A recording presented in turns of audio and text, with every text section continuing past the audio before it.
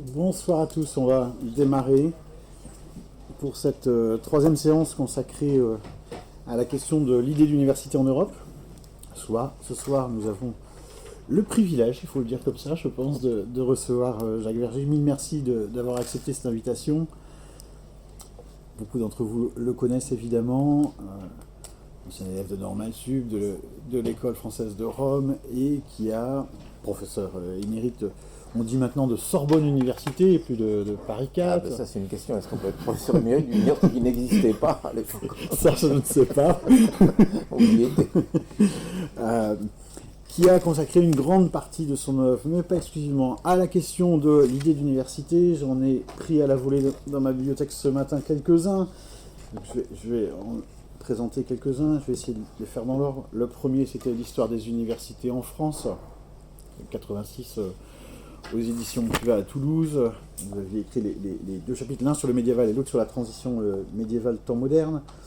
Un peu dans la même veine, parce que c'est plutôt des ouvrages de synthèse, celui-ci sur les universités au Moyen-Âge, chez Puf en quadrige.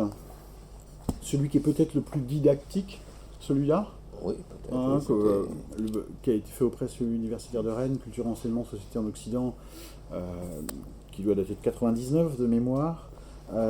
Je vais en citer deux autres qui sont peut-être plus pointus, plus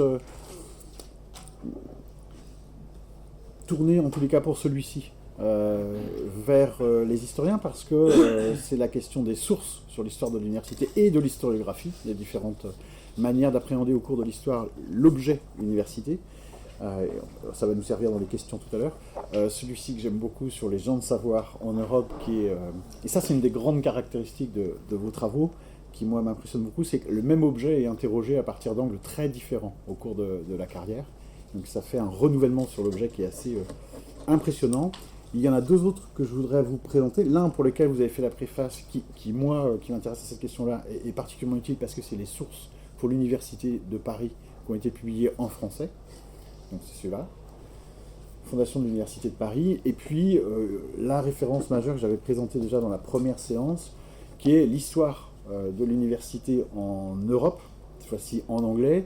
Il y en a 4 volumes. Celui-là, c'est le premier volume sur l'université médiévale. Là aussi, vous avez écrit 2 chapitres clés, l'un sur celui sur les professeurs, et l'autre qui est le chapitre d'introduction et de survol qui s'appelle Patterns, qui essaye de lister les grands thèmes de l'ouvrage sur la synthèse de l'université à l'échelle européenne. Alors, comme d'habitude, on va vous laisser la parole le temps que vous souhaitez, sachant que la question posée, et j'avais conscience que cette question était un peu border pour Jacques Verger, c'est-à-dire volontairement je voulais qu'il intervienne sur les origines de l'idée d'université, qui est une des dimensions qui est à mes yeux peu traitée dans la littérature médiévale consacrée à l'université.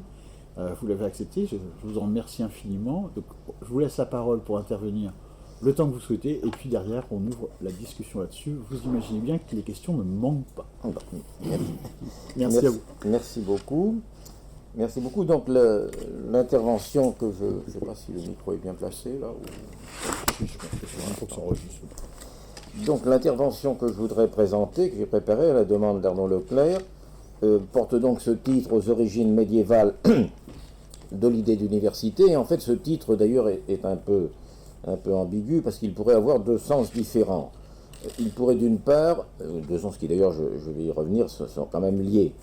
Il pourrait renvoyer à l'étude de la place et du rôle des références médiévales utilisées, soit en bonne part, pour dire, voilà, c'était très bien, ou en mauvaise part, pour dire que ça n'est pas satisfaisant, par les auteurs modernes et contemporains qui, depuis Humboldt et jusqu'à nos jours, ont essayé de définir l'idée d'université. Donc, on pourrait étudier l'instrumentalisation, en somme, du passé le plus lointain, du passé médiéval, réel ou mythifié, dans l'élaboration de ce concept qui se veut évidemment opératoire aujourd'hui.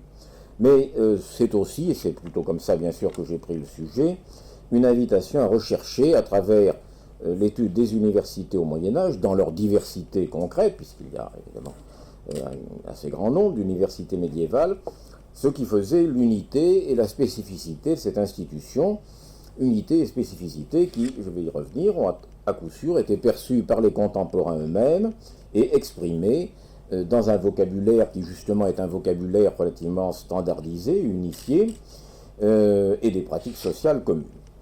Donc c'est avant tout cette seconde acception du sujet que je retiendrai, mais ce sont quand même deux démarches qui ne sont pas sans rapport l'une avec l'autre, même si elles sont distinctes, car la recherche des éléments constitutifs de l'idée d'université au Moyen-Âge est elle-même une démarche historiographique, en ce sens, j'y reviendrai, que le Moyen-Âge ne nous offre guère de sources explicites dans lesquelles les auteurs médiévaux nous auraient livré directement quelle était leur idée de l'université. Donc il y a de notre part à faire un effort d'interprétation sur la documentation existante pour essayer de retrouver cette idée d'université qui peut être sous-jacente derrière les institutions médiévales.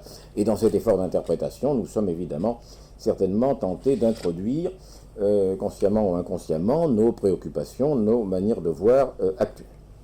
Alors lorsque Arnaud Leclerc m'avait invité il y a déjà quelques mois à faire ce séminaire, cette présentation, il m'avait envoyé une espèce de petit questionnaire, si on peut dire, dans lequel il me suggérait d'essayer de cerner ce qu'il appelait le noyau dur de l'idée d'université, et à partir de là, il mentionnait quand même comme des choses possibles un certain nombre de thèmes, les savoirs légitimes, les modèles, l'innovation, l'institutionnalisation, l'enseignement et la recherche, bref, enfin des thèmes dont l'actualité est évidente, mais dont il me demandait, si j'ai bien compris, de voir s'il faisait sens pour l'historien qui cherche ses réponses dans la documentation médiévale. Et c'est donc ce que je voudrais essayer de faire maintenant. Alors, ce qui complique un peu les choses, et je viens de le dire déjà, et j'y insiste, n'est-ce pas, c'est que naturellement les universités médiévales ont laissé une documentation non négligeable, même si elle ne nous satisfait pas toujours, qui permet d'en écrire l'histoire. D'autre part, j'y reviendrai aussi, les auteurs et les hommes du Moyen-Âge ont eu très tôt conscience de l'unité, de la spécificité du phénomène universitaire, mais ils n'ont pas ou pratiquement pas produit d'écrits théoriques dans lesquels ils auraient formalisé cette perception et proposé une définition claire de l'idée, concept, je ne sais pas comment on peut dire ici, d'université qui nous préoccupe aujourd'hui. Le Moyen-Âge, spécialement au XIIIe et XIVe siècle, qui ont vu la naissance et l'épanouissement de l'institution universitaire, n'a globalement pas laissé un très grand nombre de traités d'éducation, peut-être moins que le XIIe siècle par certains côtés, et à coup sûr beaucoup moins que la Renaissance par exemple. Et d'autre part, si vous prenez ces traités d'éducation, car il y en a quand même bien sûr, l'institution universitaire en tant que telle n'y apparaît pratiquement pas. C'est donc quelque chose d'assez décevant, enfin pas directement en tout cas. Et c'est donc quelque chose d'assez décevant, je dirais, pour l'historien, qui a plutôt le sentiment que, de manière qui nous apparaît un peu désincarnée et anachronique, on présente dans ces traités ce qu'il faut appeler ça des cursus d'études, enfin des programmes encyclopédiques irréalisables en réalité, ou bien la figure idéale du bon maître ou du bon disciple, le rapport personnel. Donc on se situe sur ce cas de la relation maître-disciple, dont je ne dis pas qu'elle n'existait pas dans l'université, mais qui n'est pas, je crois, l'unité fondamentale de celle-ci. D'autre part, alors il y a d'autres textes bien sûr que les traités d'éducation, et notamment ceux des juristes, civilistes ou canonistes, peut-être plus même les canonistes que les civilistes, mais comme l'a bien montré Pierre Guichot-Quentin dans le livre classique qui s'intitule Universitas précisément, mais dont le titre pourrait être un peu trompeur, ces juristes nous fournissent, n'est-ce pas, des indications donc, sur ce que devrait être ou ce que peut être une universitas, mais leur réflexion n'insiste guère, parmi les diverses formes d'université ou de communauté humaine organisée, puisque c'est de cela qu'il s'agit, sur celles qui sont spécialement vouées à l'étude.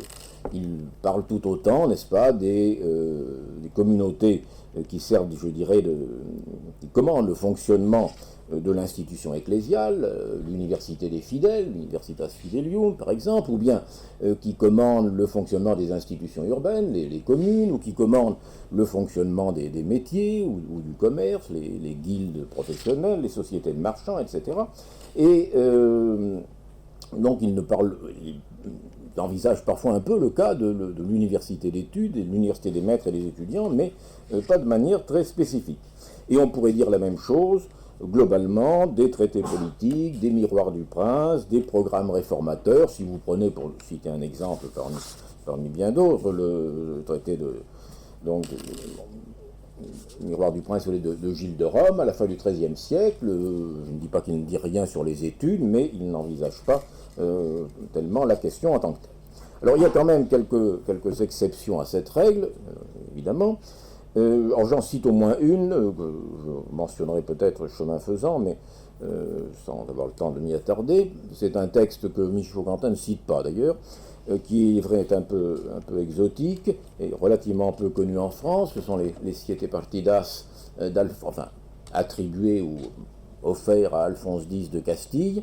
C'est un texte rédigé en fait par des juristes probablement castillans, mais formés à Bologne dans les années 1250-1260. Et alors ce texte, bien qu'il se présente comme un code de loi, n'en est pas un. C'est une sorte de compilation juridique, d'encyclopédie juridique à l'usage du souverain, qui est divisé en 7 parties, d'où son nom, n'est-ce pas? Et chaque partie est elle-même divisée en titres, et qui sont elles-mêmes divisées en lois, puisque ça revêt les apparences d'un code. Et c'est spécialement dans le titre, le dernier, d'ailleurs le titre 31 de la seconde partida de los estudios, que là nous avons quelques pages, il n'y en a pas, j'ai le texte là, qui est intéressé, donc c'est en vieux castillan, hein, c'est en langue vernaculaire. Ouais, je sais pas, je trouve que le vieux castillan se lit presque plus facilement que le vieux français, c'est une diminution. Enfin, j'ai l'impression que quand on sait le castillan moderne, on y arrive à peu près. Voilà, donc là il y a un certain nombre de choses intéressantes, une tentative un peu pour définir l'université de manière générale. Mais c'est quand même un texte, donc d'abord un peu... Parce que, évidemment, ce texte a été produit donc, dans les années 1250, au moment où se développait en Espagne l'université de Salamanque, qui a reçu dans ces mêmes années d'ailleurs une charte, non pas de fondation, c'était déjà depuis une trentaine d'années, mais de confirmation d'Alphonse X précisément. Mais les Siete Partidas, par certains côtés, peuvent s'appliquer au cas de Salamanque, mais d'autres aspects ne correspondent pas à la situation espagnole, ça correspond plutôt à la situation de Bologne, ou même à une sorte de vision idéale un petit peu, n'est-ce pas? Donc voilà, ça serait un des textes qu'on pourrait citer, qui peut être intéressant pour notre propos. Voilà, on peut aussi glaner, bien sûr, des indications intéressantes dans certains textes théologiques, hein, dans des sommes, dans des questions surtout, notamment les questions codlibétiques, où on trouve un petit peu de tout, comme chacun sait.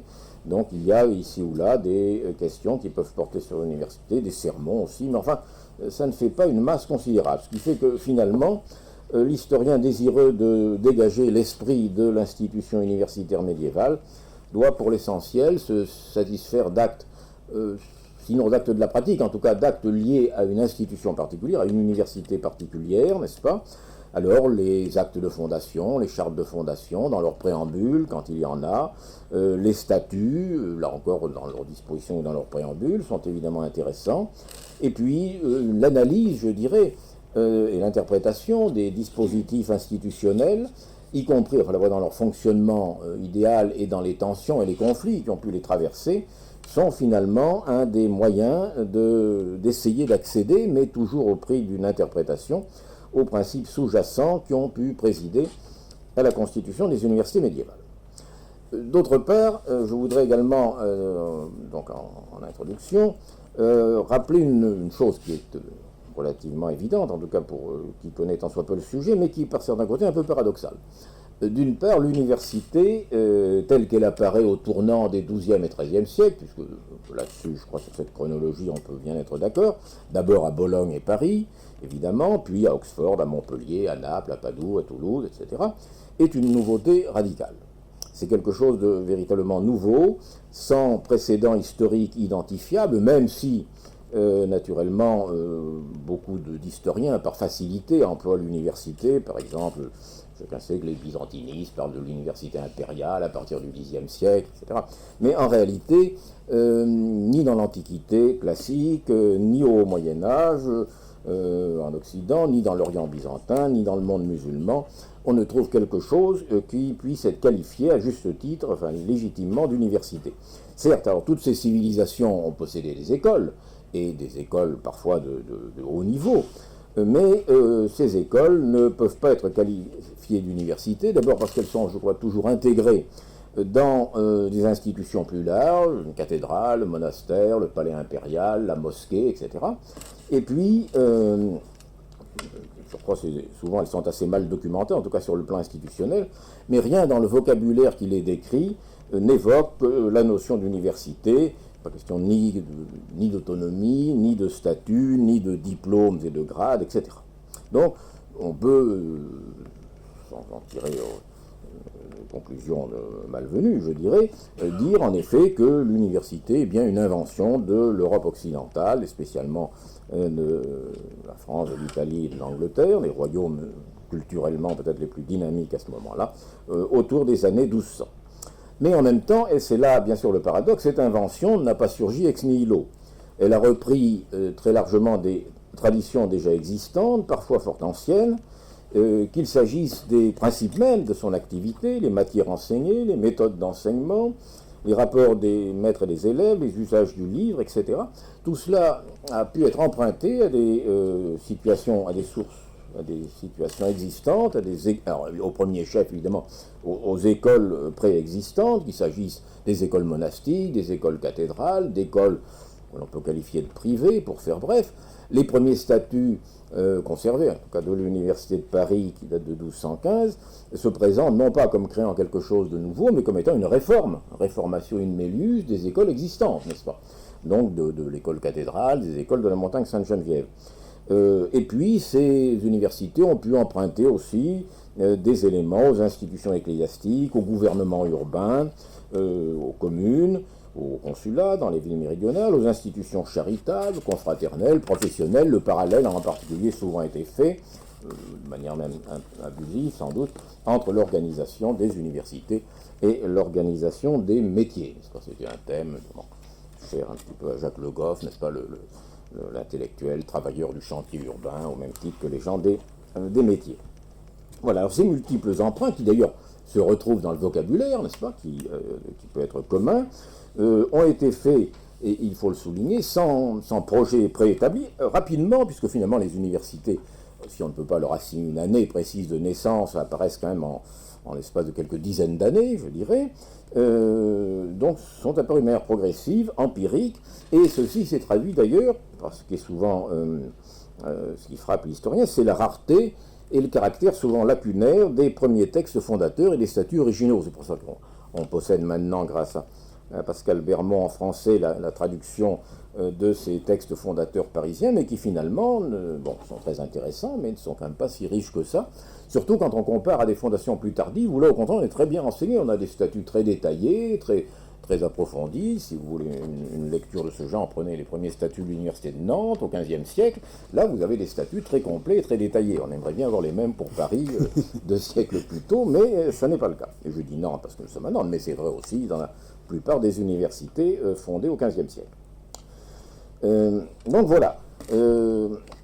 Cette situation me paraît caractéristique donc d'un processus dialectique, si vous voulez, à la fois de désinstitutionnalisation. C'est ce que disait Richard Southern. Il disait le XIIe siècle est un siècle en fond de désinstitutionnalisation.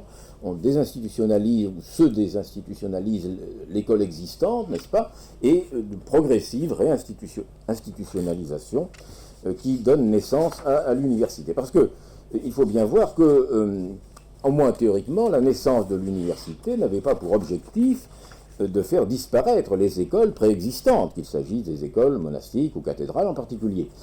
En fait, elles les ont souvent absorbées, c'est le cas à Paris par exemple, c'est le cas à Bologne sans doute, ou alors au moins marginalisées et dévitalisées. Ceci dit, il ne faut pas exagérer. Les travaux actuels, je dirais, enfin les recherches actuelles, sont aujourd'hui plus sensibles à la longue survie de ces écoles anciennes. Par exemple, dans le temps, on disait qu'il n'y a plus d'écoles monastiques à partir du XIIIe siècle. Bon, on s'aperçoit qu'en fait, il y en a toujours, qui sont parfois assez actives. Il y a des écoles cathédrales qui fonctionnent encore. Alors, c'est vrai en particulier dans les pays où l'institution universitaire s'est implantée assez tardivement, comme l'Allemagne, mais c'est vrai même ailleurs, dans le royaume de France, n'est-ce pas, il y a des écoles cathédrales qui fonctionnent jusqu'à la fin du Moyen-Âge. Et d'autre part, il ne faut pas non plus penser, je n'aurai pas le temps d'y insister, mais j'en dis un mot, que l'université a, à partir du moment où elle existe, durablement monopolisé l'innovation en matière d'institutions d'enseignement, et avant même, bien avant la Renaissance, on voit apparaître, n'est-ce pas, de nouveaux systèmes éducatifs, parfois urbains, parfois liés aux ordres religieux, à côté des universités. Ceci dit, il n'en reste pas moins que l'université s'impose au XIIIe et XIVe siècle comme le modèle dominant et celui qui jouit d'une visibilité sociale maximum, qui attire les faveurs et parfois aussi la méfiance des pouvoirs, qui produit une masse finalement importante de documentation qui contraste avec le peu de documents qui nous restent pour les autres types d'établissements d'enseignement, et tout ceci l'impose évidemment aux yeux des historiens, ce qui fait que pendant longtemps, mais un peu aujourd'hui encore, lorsque on se dit qu'on va faire une histoire de l'éducation scolaire entre le XIIIe et le XVe siècle, ben finalement on ne parle que des universités, ou presque que des universités, même si on revient un petit peu là-dessus maintenant. Voilà. Alors évidemment, je parle principalement ici donc du XIIIe et XIIIe siècle. Le mouvement universitaire démarre évidemment à ce moment-là, mais son élan se prolonge bien au-delà du XIIIe siècle. En fait, dès la première moitié du XIIIe siècle, à côté des fondations les plus originales, on commence à avoir déjà des fondations qui se font ad instar, n'est-ce pas, à l'imitation de ce qui est à Paris, à Bologne, et c'est ainsi qu'on voit apparaître Cambridge à l'imitation d'Oxford, Padoue à l'imitation de Bologne, Toulouse originellement au moins à l'imitation de Paris, etc. Et ceci continue évidemment au XIVe et XVe siècle, qui sont du point de vue quantitatif, les grands siècles d'expansion de l'institution universitaire, à l'échelle cette fois-ci de toute l'Europe, enfin en tout cas de l'Europe latine, de l'Europe catholique du temps. Et alors évidemment à ce moment-là, cet essor, du point de vue de l'institution universitaire, a perdu son caractère d'innovation créatrice, à la fois d'innovation créatrice et de bricolage institutionnel, comme j'ai essayé de le dire tout à l'heure, qui avait marqué sa phase initiale. À partir du moment où les premières universités, Paris, Bologne, Oxford, n'est-ce pas, ont fonctionné régulièrement et avec succès, plusieurs modèles se sont établis, et il suffisait en théorie à ce moment-là de reproduire ces modèles. Les actes de fondation deviennent d'ailleurs explicites à cet égard. On dit on fonde telle université à l'imitation de telle autre, on s'est procuré les statuts de telle ou telle université pour les reproduire, et les statuts effectivement originels sont souvent très détaillés, très clairs, mais on peut, si on en fait l'édition critique, en retrouver largement les sources dans des textes antérieurs. Alors évidemment, les choses ne sont pas quand même si simples, et ce qu'il confirme, c'est d'ailleurs que beaucoup de ces fondations qui ont été tentées au XIVe et XVe siècle ont finalement échoué. Soit elles sont restées sur le papier, soit elles ont périclité au bout de quelques années, soit elles ont mené une existence vraiment végétative, parfois pendant des décennies. Alors, l'existence de ces échecs, n'est-ce pas, montre qu'il ne suffisait pas de reprendre un modèle préétabli, et il fallait naturellement qu'il existait un contexte local, social, politique, culturel, etc., favorable, et surtout que les fondateurs et les premières générations de maîtres et d'étudiants aient su s'adapter, parfois au prix de transformations assez profondes, le modèle emprunté, et qu'il se soit donc adapté à la situation et aux attentes qui avaient entouré le projet fondateur. Et quand on fait l'étude, ce qui se fait quand même assez largement maintenant, de ces universités à la fois tardives et réputées secondaires, on s'aperçoit qu'en réalité, la plupart, n'est-ce pas, se réfèrent à des modèles préexistants, mais présentent en même temps des caractères originaux. Ceci dit, pendant longtemps, l'historiographie universitaire a été dominée un petit peu par l'idée de l'existence de ces modèles. Alors traditionnellement, vous trouverez ça dans les anciens manuels, on disait voilà, il y a le modèle parisien, qui est l'université de maître, il y a le modèle bolognais, qui est l'université d'étudiants, et puis on pourrait dire un troisième modèle serait un peu le modèle napolitain, n'est-ce pas, ce que Kantorowicz s'appelait de manière évidemment un peu anachronique l'université d'État, n'est-ce pas, c'est-à-dire fondée et contrôlée directement par le prince, en l'occurrence Frédéric II. Et on pouvait également dessiner la carte, n'est-ce pas, de la diffusion de ces modèles. Le modèle parisien est un modèle avant tout septentrional, le modèle bolognais est un modèle avant tout méridional, et le modèle napolitain se retrouve de manière plus clairsemée, de toute façon, en Italie et peut-être encore plus dans la péninsule ibérique. Alors, aujourd'hui, n'est-ce pas, comme je vous l'ai dit, on est plus sensible aux particularités de chaque fondation.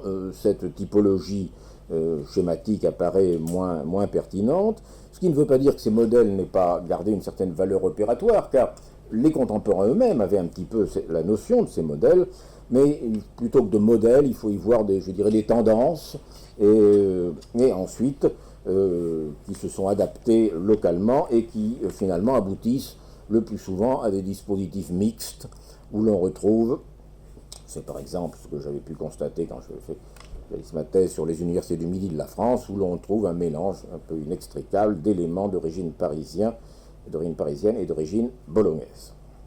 Voilà.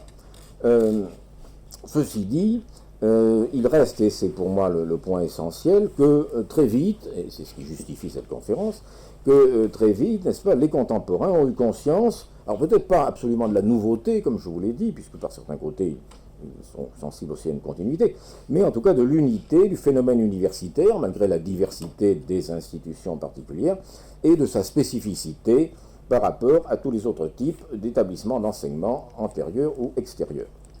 Donc une prise de conscience qui faisait fi de la variabilité, n'est-ce pas, des dispositifs institutionnels, et pas seulement des dispositifs institutionnels. Les institutions sont variées, mais aussi les orientations intellectuelles. Certaines de ces universités, c'est plutôt le modèle parisien, sont à dominante philosophique et théologique. D'autres, comme les universités bolognaises, italiennes, sont à dominante évidemment juridique.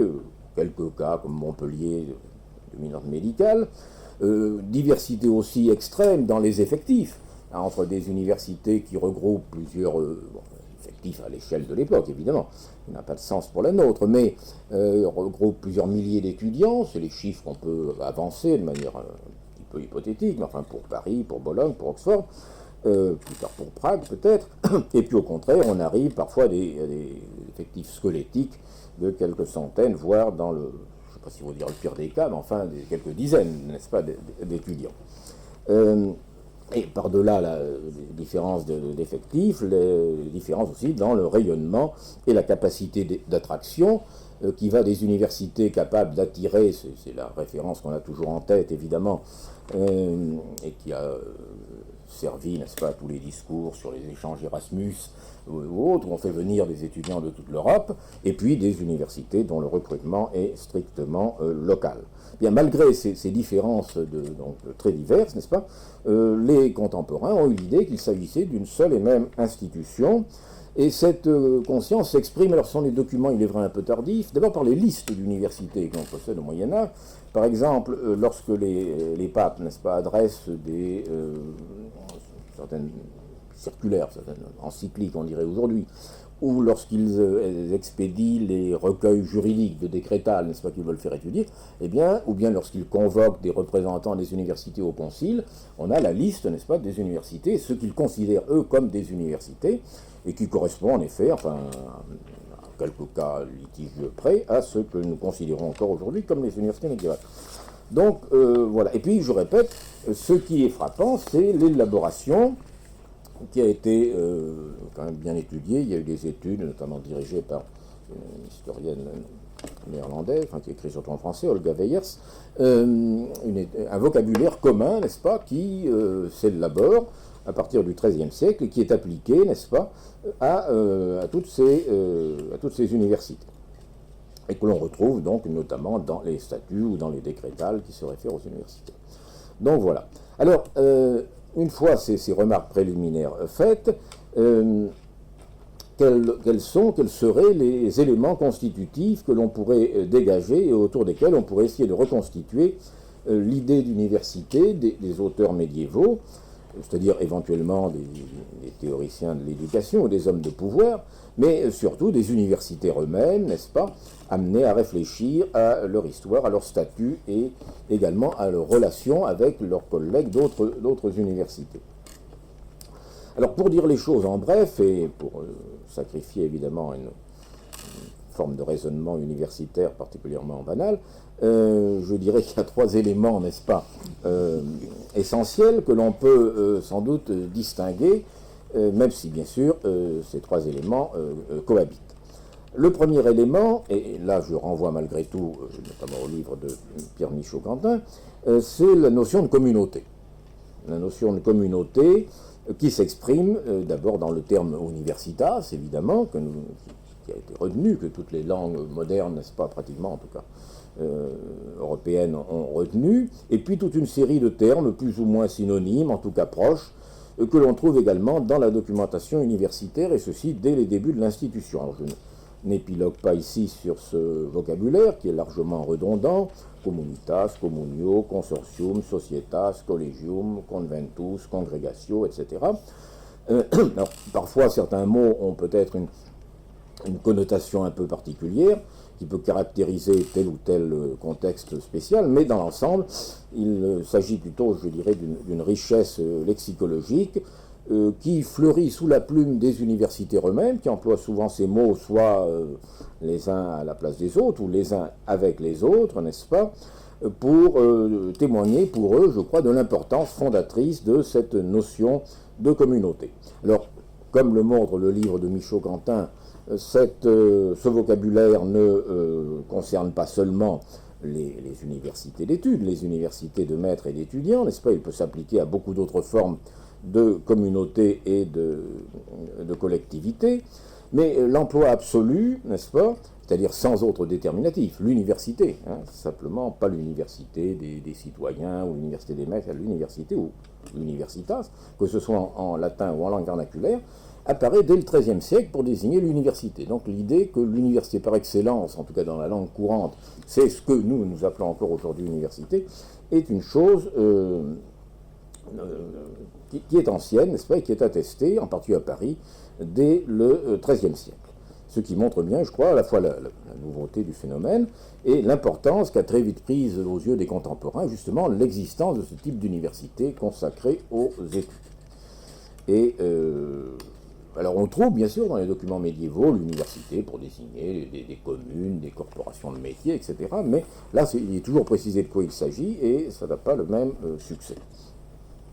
Alors je rappelle évidemment qu'universitas ne désigne pas seulement une somme d'individus, même réunis dans un lieu unique et se consacrant à la même occupation, comme ce qui était le cas des gens des écoles à Paris au XIIe siècle, ou des gens des écoles à Bologne au XIIe siècle, ou des gens des écoles à Orléans au XIIIe siècle. On a au XIIIe siècle, où les écoles d'Orléans, avant même la naissance de l'université d'Orléans, sont déjà des écoles de droit actives, mais des auteurs célèbres, je crois que c'est Jacques de Revigny qui dit que les gens d'Orléans sont à titre individuel, singuli ou singuli, n'est-ce pas? Ils ne forment pas une université précisément, parce qu'il y a un certain nombre d'écoles, sont juxtaposées, mais ça n'est pas pour autant une universitas, ça n'est pas pour autant une communauté, car aucun lien organique n'existe entre eux. L'université, donc l'universitas, c'est une communauté sinon organisée, en tout cas consciente d'elle-même, possédant une personnalité, des intérêts propres, et qui n'était pas seulement la somme de ceux des individus qui la composaient. Alors le geste dans cette perspective, évidemment, le geste constitutif de l'universitas, même sous sa forme première et primitive, c'est normalement le serment.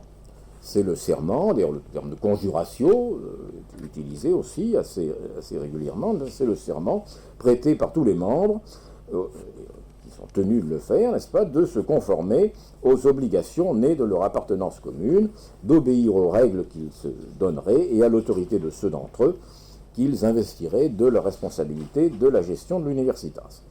Cette pratique de la conjuratio, n'est-ce pas, du serment commun, est attesté aux origines même de l'institution universitaire. Les premiers textes, on peut dire, qui nous parlent de l'Université de Paris, avant même les statuts de 1215, tournent autour, n'est-ce pas, justement, de ce serment et du fait qu'un tel individu, n'est-ce pas, n'a pas voulu se plier aux obligations nées de ce serment et qu'on a donc voulu l'expulser de l'université. Voilà. Mais la même chose est vraie, ce serment, il existe aussi pour le mouvement communal, pour la constitution des métiers, des arts, mais il est tout à fait important pour nous. Les conséquences de cette formalisation de la communauté en personne morale, en persona ficta, puisque c'est l'expression classique dans le latin juridique du Moyen-Âge, n'est-ce pas? Les conséquences sont bien connues. C'est évidemment l'aspiration à l'autonomie, et Michaud-Quentin dit une aspiration toujours au maximum d'autonomie, au plus d'autonomie possible, n'est-ce pas, dans le recrutement et le fonctionnement. C'est l'affirmation d'une volonté collective, donc la notion même d'une volonté collective, qui s'exprime notamment par le suffrage, là encore point important, n'est-ce pas, le recours au vote. Alors évidemment, bon, on peut ensuite disserter sur la major et senior pars, etc. Ce ne sont pas forcément les procédures électives ou les votations que nous connaissons. Mais enfin, le recours au suffrage, n'est-ce pas, l'adoption de statuts, la désignation de délégués, permanents ou provisoires, dotés de pouvoirs de juridiction et de représentation. Alors ce processus en soi est, pour dire les choses de manière un peu sommaire, un processus spontané, si vous voulez, qui se produit dans un contexte favorable. C'est ce que, là encore, pour le citer, encore une fois, Pierre Michaud-Quentin a appelé le mouvement communautaire. Il y a mouvement communautaire, qui est en effet, qu'on peut considérer comme un mouvement social, en somme, caractéristique de fin du XIIe, début du XIIIe siècle, mais ce mouvement communautaire se réalise en une institutionnalisation de la communauté par l'intermédiaire du serment, des statuts, etc. Et en même temps, évidemment, ce mouvement se heurte aux résistances, n'est-ce pas, des détenteurs du pouvoir. De ce point de vue-là, les textes du droit romain, qui sont l'émanation d'empereurs du bas empire ou de Justinien, n'est-ce pas, donc d'empereurs qui avaient une conception très forte de leur pouvoir, on trouve beaucoup de textes plutôt défavorables, n'est-ce pas, à la constitution ainsi de corporations, de communautés constituées. Et ceci nous renvoie donc à quelque chose sur lequel je reviendrai, c'est que de toute façon ces communautés ne peuvent pas se constituer indépendamment malgré tout de tout rapport avec le pouvoir souverain, et donc avec une forme de reconnaissance de celui-ci. Il y a, je relisais tout à l'heure justement ce texte des Siete Paspidas dont je vous parlais, et dans une des lois du titre 31, voilà, c'est la loi 6, n'est-ce pas? Je traduis, enfin je paraphrase rapidement. Il est dit, l'auteur, n'est-ce pas, qui renvoie au droit romain, dit donc ayuntamientos, n'est-ce pas, enfin des communautés, on peut dire, n'est-ce pas, et des confréries regroupant un grand nombre d'hommes, les anciens y étaient hostiles, n'est-ce pas, dans les villes et dans les royaumes, parce que elles font généralement sempre mas mal que bien, n'est-ce pas, plus de mal que de bien. Mais, ajoute-t-il, n'est-ce pas, l'auteur, quand il s'agit des maestros et des escolares, qui sont des gens tout à fait estimables et qui veulent se regrouper con intention de hacer bien, alors là, on peut quand même, pour eux, n'est-ce pas, parce qu'eux font le bien, n'est-ce pas, donc les laisser se regrouper en confrères. Voilà. Alors, ceci dit, donc voilà, je crois, un premier point important que je voulais souligner, c'est ce rôle de la communauté. Et je vais y revenir de la reconnaissance de cette communauté par l'autorité. Mais avant d'en venir là, je voudrais souligner que beaucoup de documents du XIIIe siècle, et en particulier les documents d'origine ecclésiastique ou les documents d'origine pontificale, mettent en évidence un autre élément constitutif de l'institution universitaire, qui est en somme sa vocation pédagogique, qui est l'étude, le studium, le mot latin évidemment, le studium qui est à la fois l'enseignement et le savoir, je ne dirais pas l'enseignement et la recherche, c'est un peu anachronique, donc le studium. Et s'agissant des universités, l'expression qui s'est très vite imposée, ça a été assez bien étudié, s'impose vraiment dans les années 1240, c'est l'expression de studium generale, sur la signification de laquelle on s'est depuis longtemps interrogé, enfin, sur la signification de l'adjectif généralé, est-ce que ça renvoie à la notion, n'est-ce pas, d'un savoir complet, qui regrouperait l'ensemble des disciplines légitimes, telles que les recensés, les classifications du savoir, les divisions des sciences, en honneur dans les écoles, reprises des philosophes de l'Antiquité, des auteurs arabes, en particulier d'Al-Farabi. Alors, il est possible que cette conception ait eu un certain succès, je dirais, à la fin du Moyen-Âge. À la fin du Moyen-Âge, on voit apparaître l'idée qu'une véritable université est une université qui est fondée, comme on disait, avec toutes les facultés licites, donc avec toutes les disciplines licites, légitimes, n'est-ce pas? Mais en réalité, surtout pour l'époque antérieure, on constate que beaucoup d'universités ne proposaient que certains enseignements, voire un seul. À Orléans, on n'étudie que le droit, n'est-ce pas, à l'exclusion de toute autre discipline, et que par conséquent, en réalité, surtout au XIIIe siècle, lorsqu'apparaît l'expression de studium generale, cet adjectif générale est plutôt fait référence à l'excellence, d'abord, je dirais, du savoir professé dans les universités, et surtout à son universalisme. Universalisme, évidemment, à l'échelle du monde chrétien et à l'aune de l'orthodoxie chrétienne. Concrètement, cet universalisme se manifestait par la valeur elle-même universelle des diplômes conférés, des licencia ou bico et docendi, valeur universelle elle-même garantie, j'y reviendrai, par la sanction pontificale.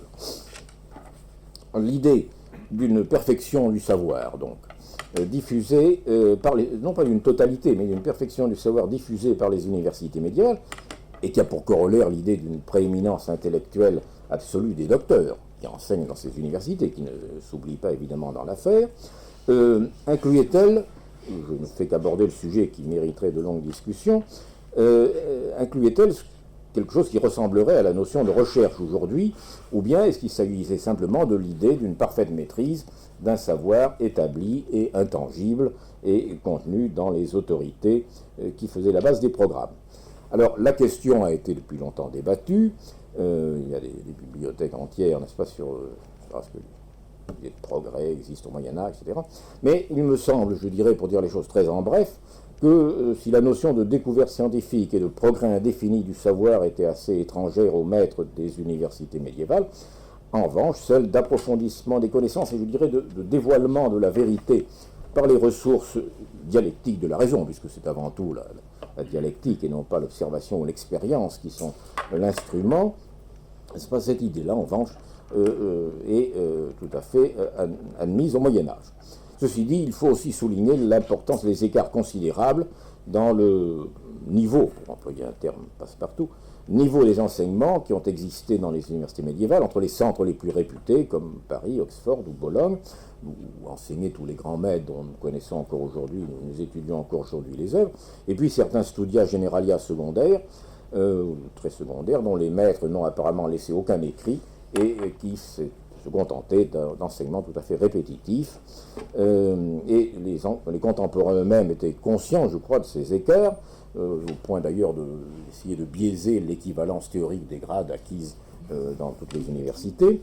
Mais il faut dire que par ailleurs, ils ont eux-mêmes quand même contribué à aggraver, n'est-ce pas, cet écart, surtout à la fin du Moyen-Âge, pour ne pas parler de l'époque moderne, en laissant faire la désorganisation des cursus et des procédures d'examen et de collation des grades qui ont abouti, surtout à l'époque moderne, à faire que dans bien des cas, les diplômes ne sont plus que des sortes de brevets de sociabilité, de notabilité, qui ne correspondent plus, ou presque plus, à des études réelles. Alors, naturellement, les notions d'universitas et de studium n'étaient pas antinomiques, et on trouve d'ailleurs l'expression d'universitas studii pour désigner la communauté de ceux qui se consacrent à l'étude dès le XIIIe siècle, surtout sous la plume des autorités, notamment des souverains pontifes. Les universités eux-mêmes préféraient parler, me semble-t-il, d'universitas, universitas magistrorum et scholarium, par exemple. Donc une dualité terminologique significative. Si je voulais, là je n'ai pas le temps de prendre les textes en détail, mais je les signale brièvement, un exemple intéressant est ceux des textes produits au milieu du XIIIe siècle à l'Université de Paris, au moment de la querelle bien connue qui a opposé les maîtres séculiers et les mendiants, n'est-ce pas, Guillaume de Saint-Amour et Thomas d'Aquin, si vous voulez. Alors, on a des textes donc, qui datent de cette grande crise. dans laquelle on a d'un côté donc les maîtres séculiers, de l'autre côté les dominicains et les franciscains, et vigoureusement appuyé par le pape, qui à l'époque était Alexandre IV. Alors les maîtres séculiers expliquent dans les textes où ils critiquent justement la présence des mendiants dans l'université qu'il est pratiquement impossible d'accueillir dans une universitas des religieux qui, restant fidèles à leur ordre d'appartenance, ne pouvaient accepter les contraintes et les disciplines de l'universitas magistrorum et scholarium, telles qu'exprimées par ses statuts et les décisions de ses assemblées, puisqu'ils étaient liés par leur appartenance aux ordres religieux. Les mendiants, au contraire, on le voit dans les écrits de Thomas d'Aquin, n'est-ce pas, par exemple, et dans d'autres textes, répondent que cette double appartenance ne leur paraît pas poser problème, et le pape appuie cette position dans bulle célèbre, quasi lignum vitae, n'est-ce pas, dans lequel il affirme que dans le fond, le studium generale, n'est-ce pas, implanté à Paris, d'où rayonnait donc la gloire de la bonne doctrine, que ce studium generale, n'est-ce pas, donc, cette universitas studii n'était dans le fond que l'ensemble des gens qui étudiaient réunis à Paris, n'est-ce pas, une sorte d'université de fait. Ce sont tous les gens qui étudient à Paris, n'est-ce pas, qu'ils soient religieux ou qu'ils soient séculiers, quel que soit leur statut personnel. Et les séculiers répliquent donc qu'ils préféreraient, ce qu'ils ont fait au moins sur le papier, dissoudre volontairement leur universitas plutôt que d'accepter, n'est-ce pas, une cohabitation contre nature avec des gens appartenant à deux universitates en même temps. Et ceci m'amène au troisième point que je voulais développer, c'est-à-dire, qui me paraît essentiel quand même dans l'idée médiévale d'université, et d'ailleurs Michaud-Grantin le signale aussi largement, c'est que malgré le désir d'autonomie, de libertas, hein, c'est le mot que l'on trouve couramment dans les textes universitaires, ni l'universitas, ni le studium generale ne pouvaient subsister sans la reconnaissance d'une autorité supérieure et englobante. Pour garantir le caractère universel du savoir enseigné, la validité universelle des grades décernés. Et ce qu'il ne faut jamais oublier, malgré tout, nous sommes dans une situation de chrétienté, l'orthodoxie, n'est-ce pas, de ces enseignements, du point de vue de la foi et du point de vue de la discipline de l'Église, il fallait, n'est-ce pas, que l'université fût reconnue, fût confirmée par une autorité, et une autorité universelle, ou en tout cas souveraine. Il s'agissait donc d'un acte non seulement institutionnel, mais je dirais politique. Pendant longtemps, évidemment, c'est la papauté qui a eu le quasi-monopole de la reconnaissance, qui était à la fois fondation et confirmation, si je puis dire, de la reconnaissance des universités, et ceci est resté vrai, en gros, en tout cas dans les pays catholiques, jusqu'à la fin de l'Ancien Régime. Alors, dans quelques cas, les universités ont pu être fondées par l'autorité impériale, Frédéric II à Naples, qui elle aussi est une université, est une autorité souveraine et universelle, et même éventuellement par celle d'un roi comme le roi de Castille et Léon, à Palencia ou à Salamanque, mais il s'agit de rois qui, après tout, se considèrent comme imperatores in regno suo, comme le roi de France. Les rois de Castille ont eu assez longuement des prétentions impériales au Moyen-Âge. Et donc voilà, d'ailleurs c'est ce que dit là aussi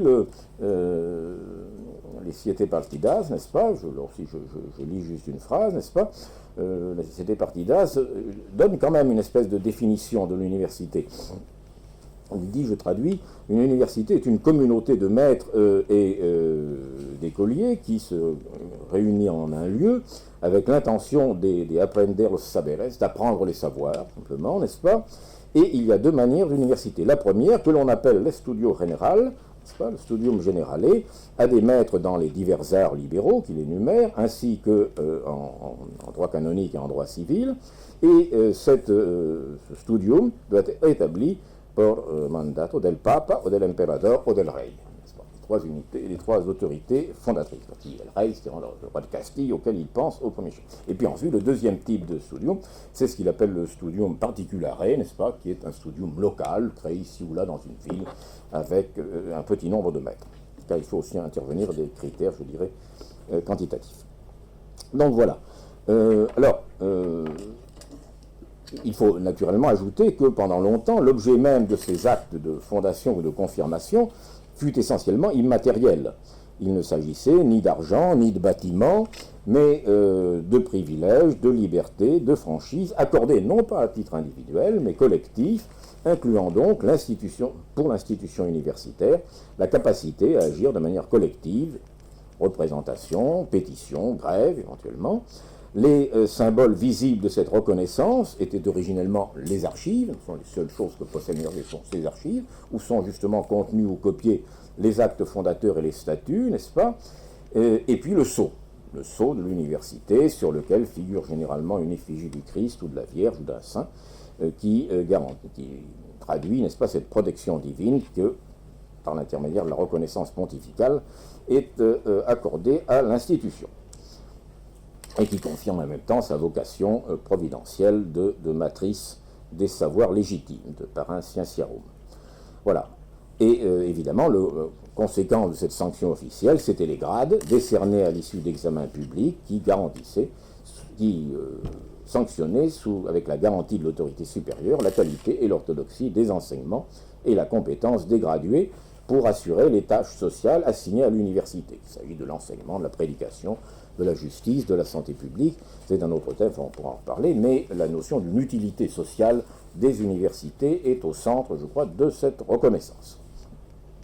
Alors évidemment, cette reconnaissance de l'autorité supérieure pouvait d'une certaine manière aller à l'encontre du désir d'autonomie de l'université, mais pratiquement celle-ci ne pouvait pas s'en passer, car elle valait pour l'université, n'est-ce pas, non seulement sa légitimité politique et sa reconnaissance sociale, mais sa stabilité institutionnelle et sa pérennité. On a bien dans des périodes de crise, on voit de temps en temps des universités, y compris celle de Paris, se risquer à délivrer des grades auctoritate sua, n'est-ce pas? Mais c'est uniquement une procédure qui est adoptée pendant une courte période de conflit et qui est toujours régularisée par la suite.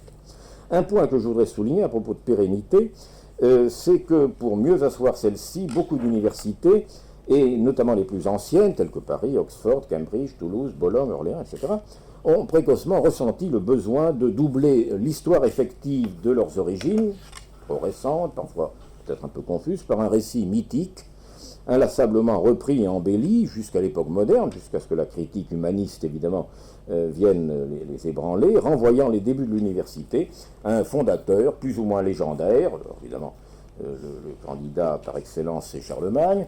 En Angleterre, c'est le roi Arthur, n'est-ce pas? Ou même un tout à fait mythique roi Cantabert à Cambridge. Ailleurs, ça sera Aurélien à Orléans, un jeu de mots, n'est-ce pas? Aurelianensis. C'est Théodose à Bologne, etc. Et non seulement on renvoie un fondateur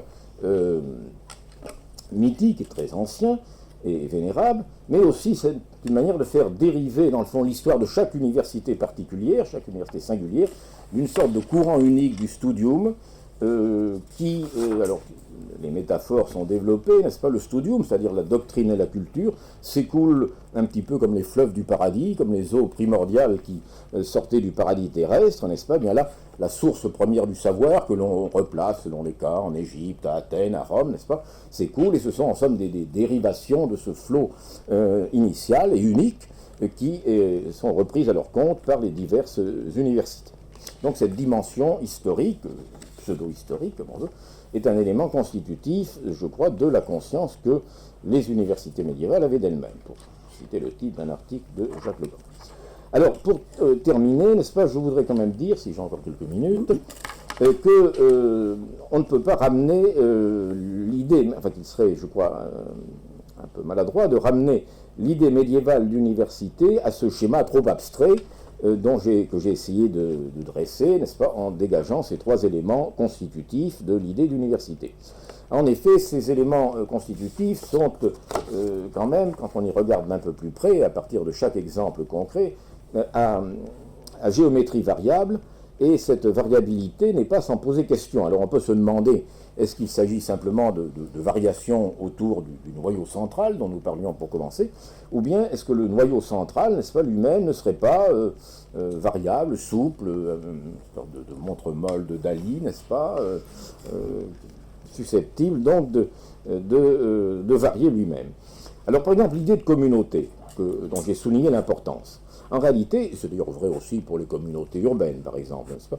Cette communauté a un périmètre souvent complexe et parfois inattendu.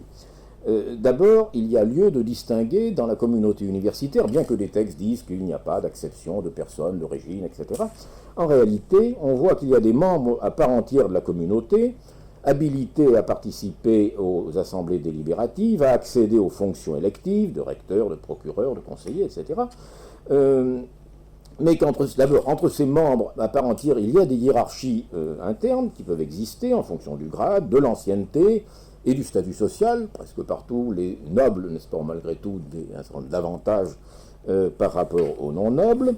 Et puis, il y a aussi tout le monde des simples suppôts, comme on disait, suppositi, ceux qui sont soumis à l'université, à sa discipline, à sa juridiction, qui participent évidemment de certains de ses privilèges, notamment fiscaux et judiciaires, mais qui sont écartés de la gouvernance de l'universitas. Alors, selon les cas, ça peut être très variable, n'est-ce pas? Parfois, par exemple à Paris, ce sont les simples étudiants de la faculté des arts, les étudiants débutants, qui sont considérés comme de simples suppôts, alors qu'ailleurs, les étudiants, comme dans le système bolognais, participent tout à fait aux assemblées. Et puis, ce sont tous les officiers, les gens de métier au service de l'université, qui font partie du corps de l'université, comme on disait, je n'ai pas signalé le mot, mais il est également très fréquent, le corpus universitatis, pour désigner la communauté. Donc les bedeaux, les notaires, les chapelains, les messagers, les serviteurs des maîtres et des étudiants, tous les métiers du livre, les libraires, les parcheminiers, les copistes, etc. Donc tous ces gens-là font partie de l'université, mais ils en sont simplement les suppôts. Et puis il pouvait arriver aussi que des catégories entières de la population universitaire ne fassent pas partie de l'universitas. C'est en particulier le cas dans l'université de type bolognais, où les professeurs ne font pas partie de l'université. Alors ils ont leur propre collège, ils ont une organisation communautaire aussi, mais ils ne font pas partie de l'université. Et les étudiants originaires de la ville même de Bologne, protégés par le droit urbain, n'est-ce pas, parce qu'ils sont citoyens, n'en font pas partie non plus. En réalité, l'université de Bologne, ou les universités de Bologne, se ramènent aux étudiants forains, n'est-ce pas, aux étudiants extérieurs à la ville. Et ceci nous renvoie à un deuxième point, c'est qu'en réalité, la communauté universitaire, en fait, n'est pas bien souvent unique.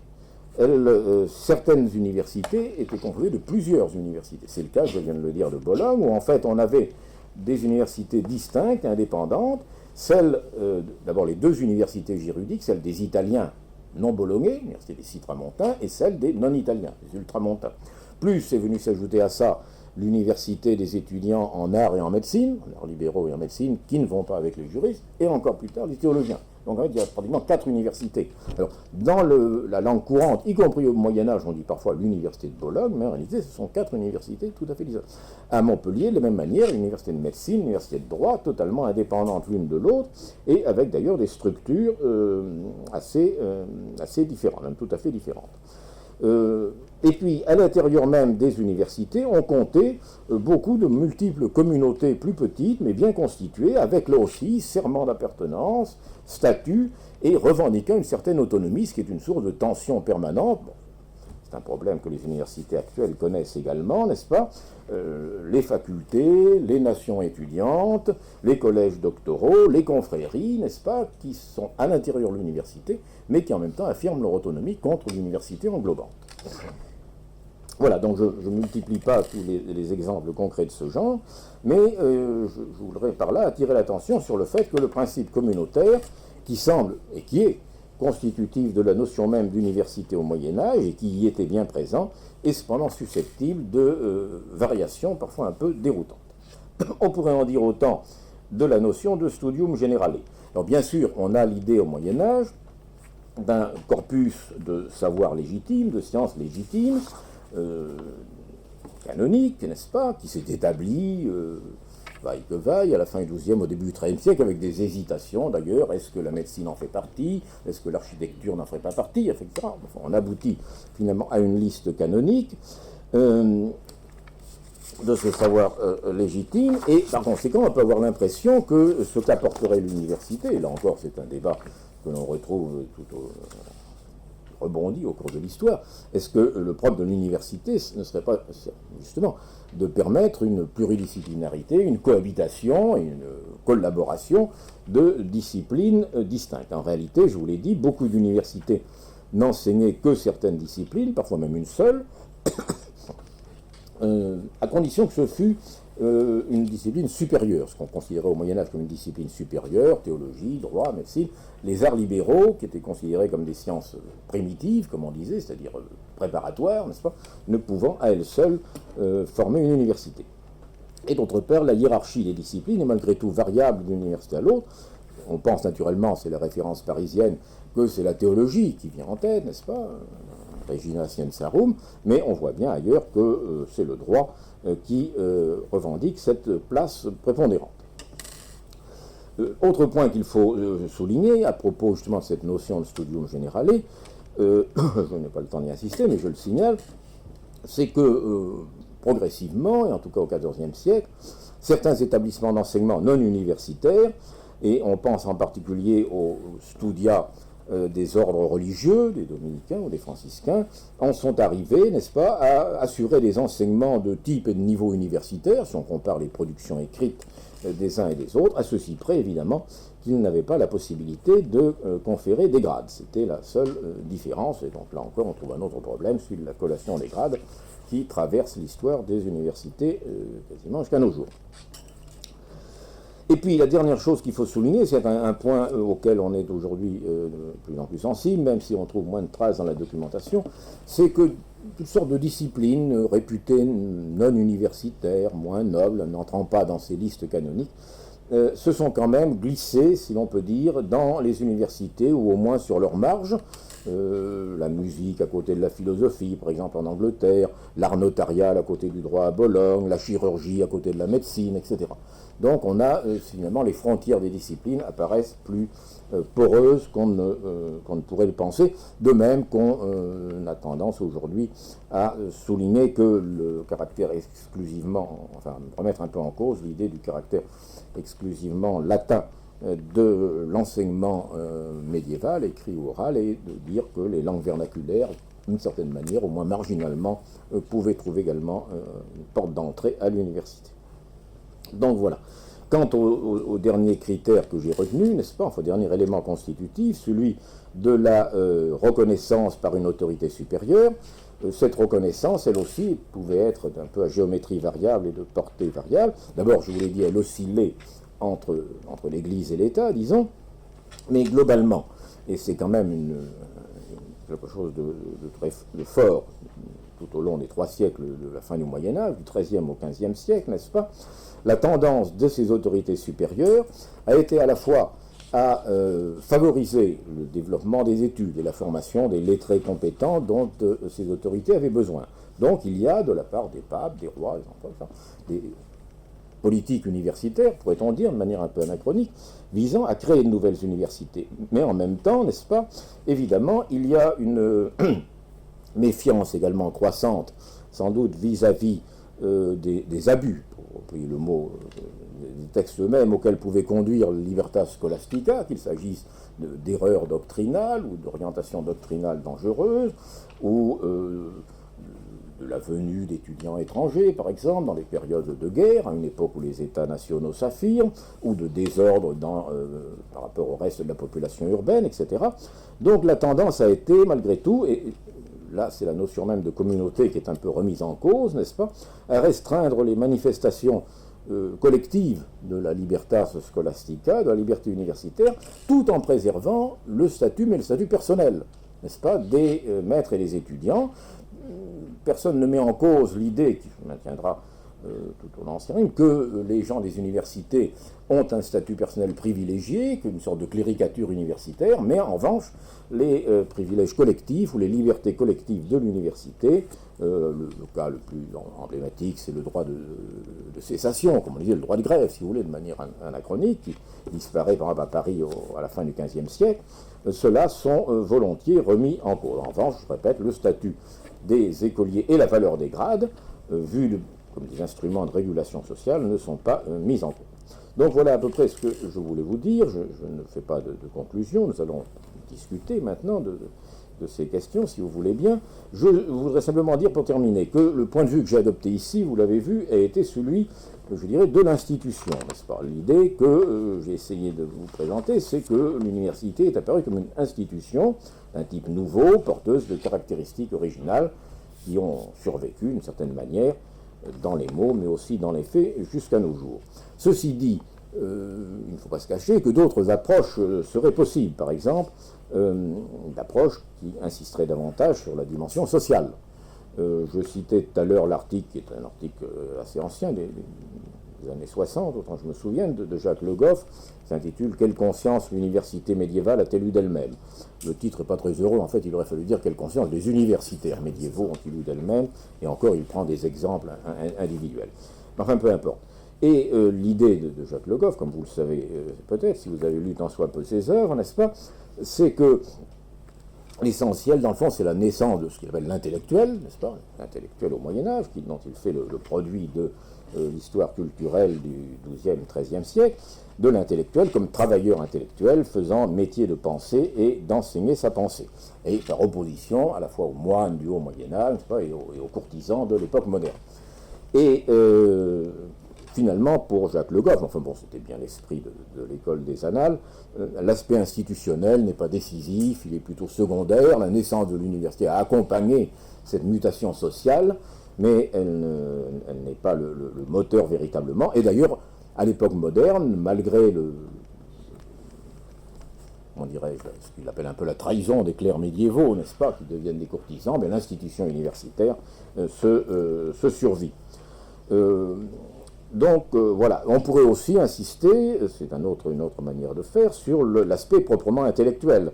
Dire que dans le fond, la mutation décisive est venue, je pourrais citer les auteurs, mais enfin peu importe, la mutation décisive est venue du renouveau des savoirs. Des traductions du XIIe siècle, de la découverte de la science grecque et arabe, de la marée montante de l'aristotélisme, comme on a dit, n'est-ce pas, qui submerge la culture chrétienne traditionnelle du haut Moyen-Âge, n'est-ce pas, le droit romain, bien sûr, aussi, découvert à partir du XIIe siècle en Italie. Et là encore, finalement, l'aspect institutionnel serait secondaire et peut-être même pas nécessaire. Alors, ces approches sont certainement légitimes, mais je pense quand même, c'est pour ça que j'ai essayé de développer ce thème, que la dimension institutionnelle, qui est une dimension politique, n'est-ce pas, de l'université, me semble quand même quelque chose de décisif, qui a non seulement assuré la pérennité, et qui a aussi, je crois, fixé finalement le cadre de son insertion sociale. Et bien sûr, on peut toujours faire de l'histoire-fiction et voir ce qu'aurait été l'histoire culturelle de l'Occident si les universités n'étaient pas apparues. Mais je crois qu'en réalité, l'apparition de cette institution à partir du XIIIe siècle a donné un certain nombre d'infléchissements décisifs. Voilà ce que je voulais dire. Merci.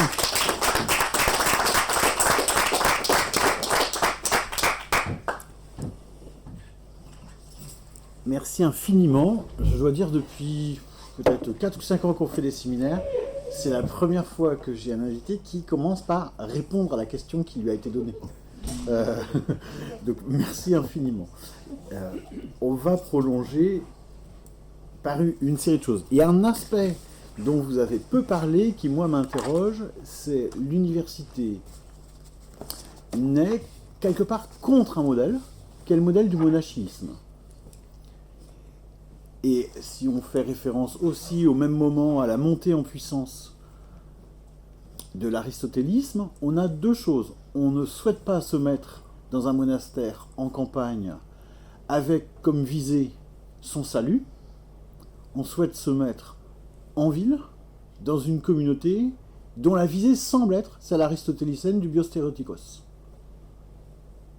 Et donc, est-ce qu'il y a là quelque chose qui permettrait de comprendre l'université comme étant un projet, on voit bien qu'il demeure dans l'horizon chrétien, mais décalé par rapport à ce qu'a été le projet du monachisme? Il me semble que là-dessus, il y a une interrogation. Je voudrais revenir sur la question que vous avez évoquée, qui, moi, me paraît très intéressante, parce qu'elle m'a surpris, j'ignorais tout de ça. C'est la question de savoir légitime. Qu'est-ce qui doit rentrer dans l'université? Qu'est-ce qu'on doit exclure? Ce qui m'a frappé, on en a discuté, moi ma perspective est beaucoup plus longue, puisque j'essaie de regarder aussi ce qu'ont écrit les théoriciens bien après. Ce qui me frappe, c'est à quel point il y a une constance à travers l'histoire sur la réflexion de ce qui doit être dans l'université et de ce qui ne doit pas y être. Or, j'ai découvert que le savoir médical au démarrage a posé toute une interrogation. Doit-il ou non être dans l'université? Pratiquement sous la question, est-ce que c'est suffisamment digne pour y être? Vous avez utilisé un autre mot tout à l'heure, vous avez dit, est-ce que c'est un savoir supérieur? Ça a été un débat très long, et c'est un débat qui a duré, j'en ai été très très surpris, très tardivement, parce que encore au XVIIIe siècle, j'ai trouvé dans des écrits allemands des contestations de la médecine par des ministres créant des universités. Le ministre de Prusse, lorsqu'il crée une université, on lui demande pourquoi il n'y a qu'un seul prof de médecine alors qu'il met 10 profs de philo, et il dit, mais parce que les Prussiens meurent déjà suffisamment comme ça, il n'y a pas besoin d'accélérer la main-d'œuvre. Et donc on voit que, je le dis parce que quand on lit les histoires de médecine en parallèle, je l'ai fait, la grande historienne de la médecine qui est américaine, qui travaille là-dessus, c'est tout l'inverse. L'histoire de la médecine est une histoire triomphante. Elle va vers la rationalité, elle est de plus en plus liée à l'observation et l'expérimentation, la révolution scientifique post-17e et surtout 19e avec la biologie, et à aucun moment on ne montre l'idée que c'était un savoir sur lequel on avait beaucoup d'interrogations, il y avait beaucoup de tâtonnements, et pourquoi l'université l'a pris à son bord. La même question se pose pour le droit. Lorsque le droit est arrivé, il y a eu des contestations très fortes sur l'idée que le droit avait sa place à l'intérieur de l'université, la méfiance aussi des religieux qui considéraient que ça allait les détourner vers des voies où on gagnait de l'argent et on se désintéressait un peu de la question du salut. Et donc, ces deux savoirs, et d'ailleurs, Hugues de Saint-Victor, dans son traité 12e, lorsqu'il conçoit l'ordre des savoirs, il n'y a pas le droit. Alors qu'il conçoit à peu près l'ordonnancement de tous les savoirs, il n'y a pas le droit. C'est quand même surprenant. Donc, il y a ça d'un côté, puis de l'autre côté, il y a des savoirs qui au contraire étaient très importants dans la société médiévale et qui eux ont été exclus volontairement. Comme celui de la construction, comme celui de la mécanique. Les sciences de la mécanique qui étaient si centrales, elles ont été exclues de l'université. Et donc, je m'interroge sur quel est le critère d'appartenance ou d'exclusion du savoir, avec l'interrogation sous-jacente, est-ce que c'est le caractère critique du savoir qui fait qu'il doit être à l'université ou pas? Vous avez dit dialectique tout à l'heure, mais si on le dit dans les termes allemands modernes, je dirais, est-ce que c'est la nécessité d'avoir une dimension critique du savoir qui fait que ça doit être dans l'université, ou au contraire, si c'est quelque chose de plus pratique, de plus, comment on dirait, un jugement d'application assez direct, donc un savoir par exemple de type technique, ben ça ne doit pas être dans l'université. Et ça nous renvoie évidemment à des questions très très contemporaine, car je redis, on retrouvera ça chez Humboldt dans la définition allemande du 19e, on la trouvera dans la définition britannique chez Newman, on la trouvera au XXe siècle dans d'autres définitions. Il n'y a guère que depuis 15 ans qu'on nous dit, par exemple, l'université doit faire de l'apprentissage, l'université doit faire des licences professionnelles. Depuis le Moyen-Âge jusqu'aux années 2000, on peut dire, les gens qui ont réfléchi à ça, on dit jamais de la vie. C'est exactement le contraire de l'université. Donc je suis intéressé sur, comme historien du Moyen-Âge, si ça vous paraît juste ou pas, ou au contraire il faut l'amender. Et puis, vous l'avez abordé, moi je voudrais quand même qu'on revienne sur ce point-là. Même chez les historiens, il y a un débat sur lequel je voudrais vos lumières là. Les travaux d'Herbert Grundmann, par exemple, au lendemain de la guerre en Allemagne, nous disent le cœur de l'université, c'est l'amour de la science. C'est la recherche d'un savoir désintéressé. Si je prends par exemple, ici, Rainer Schwingers, dans son article là-dessus, il pilonne cette position-là, en disant pas du tout, pas du tout, pas du tout. L'université médiévale, ça servait à faire des petites élites. Pour le prince du coin, pour l'église, donc l'utilité sociale. Alors, là, je crois qu'il y a aussi une vraie question derrière ça, c'est-à-dire, y a-t-il un projet intellectuel et politique derrière la formation de l'université qui puisse être compris indépendamment de son utilité sociale? Et je pense que ça a un lien avec la question que vous avez évoquée, qui pour moi est importante, c'est la question recherche ou pas recherche au Moyen-Âge, dans l'université. Dans ce que vous avez appelé au début, j'ai adoré ça, la partie sur l'instrumentalisation par les contemporains de l'idée médiévale d'université. Oui, je peux témoigner pour lire dans les textes, par exemple les textes anglo-saxons, tout au long du XXe siècle, on nous dit l'université, la vraie université est médiévale et elle n'a jamais fait de recherche. La recherche, c'est pas l'université.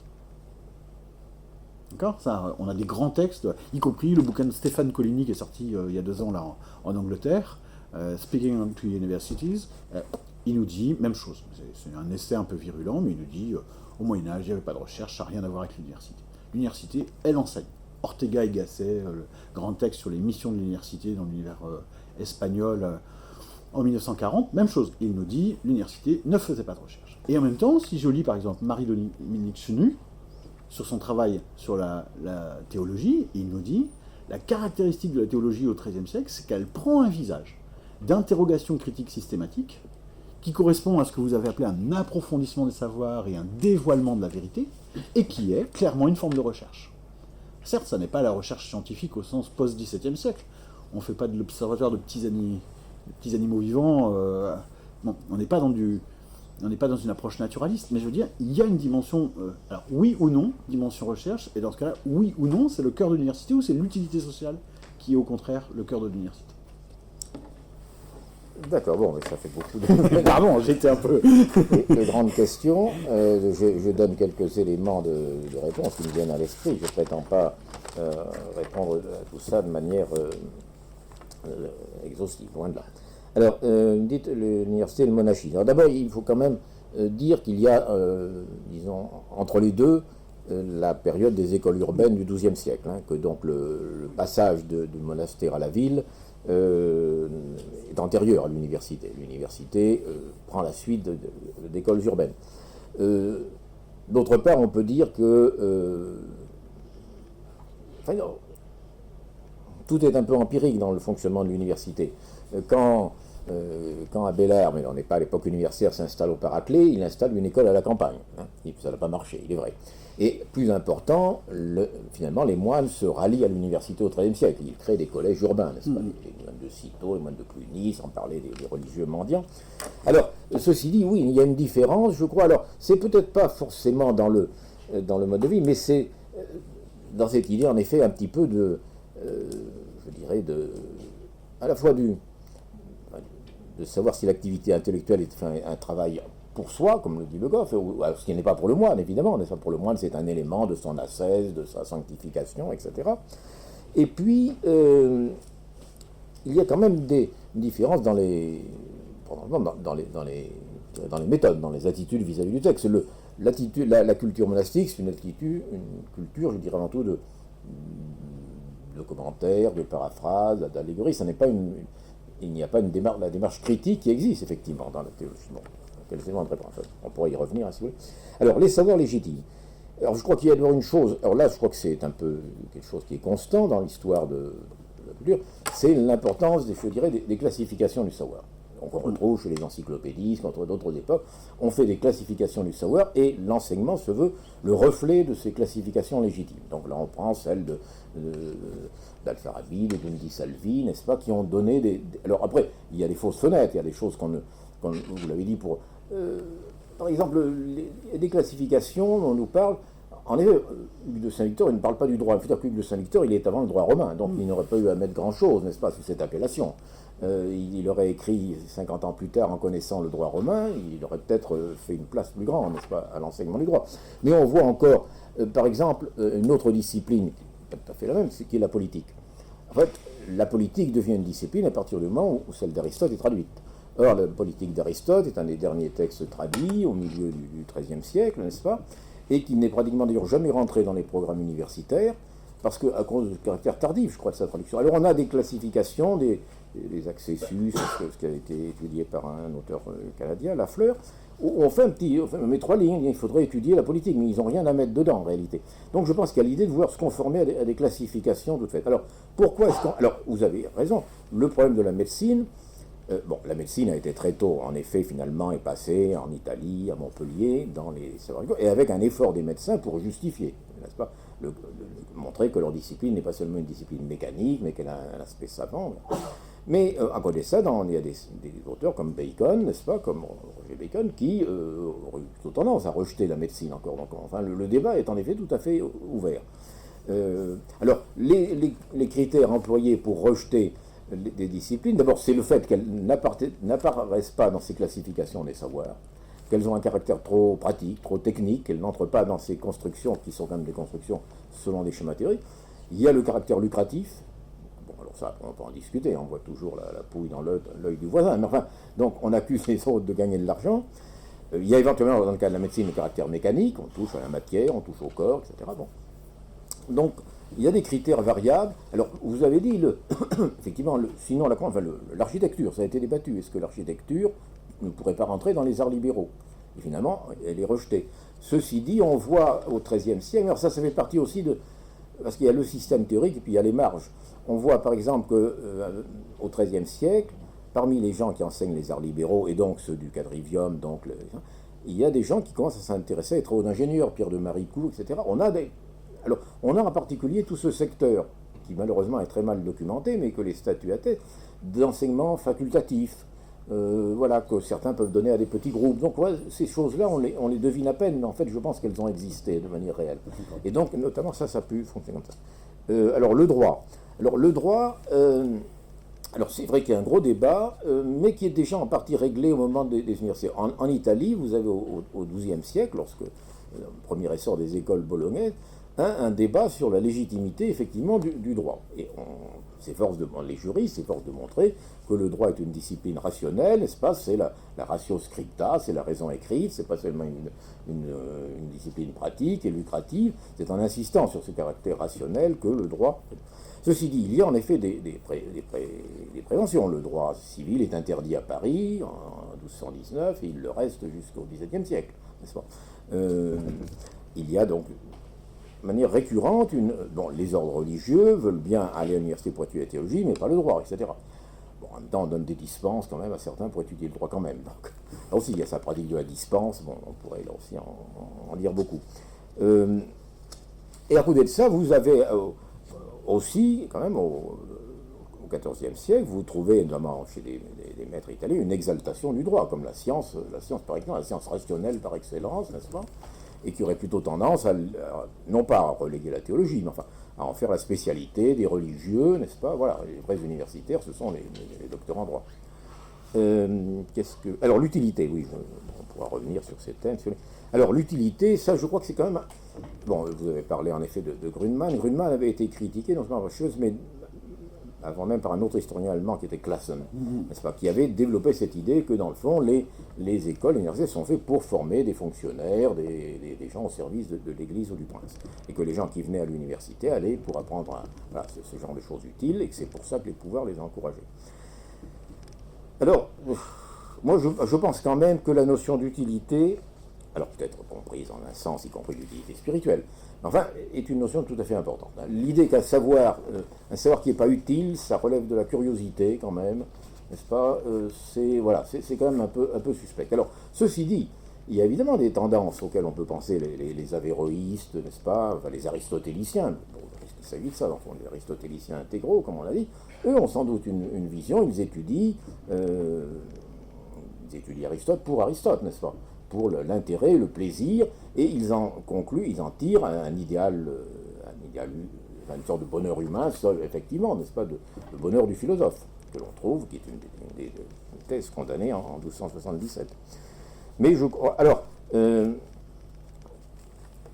la dimension critique. Alors, vous avez cité en effet les travaux du Père Chenu. Alors je dirais là aussi, sans aucune malice, le Père Chenu était un homme éminemment respectable, que c'est un peu lui-même aussi, sa position de théologien dans l'Église du XXe siècle, qu'il justifie en justifiant l'innovation thomiste.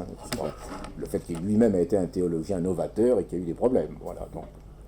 Pardon, c'est pas l'explication, c'est pas la seule explication, mais je crois que la vision très progressiste de la scolastique que donne le Père Chenu dans ses travaux, elle est tout à fait intéressante, c'est pas la seule possible, je dirais.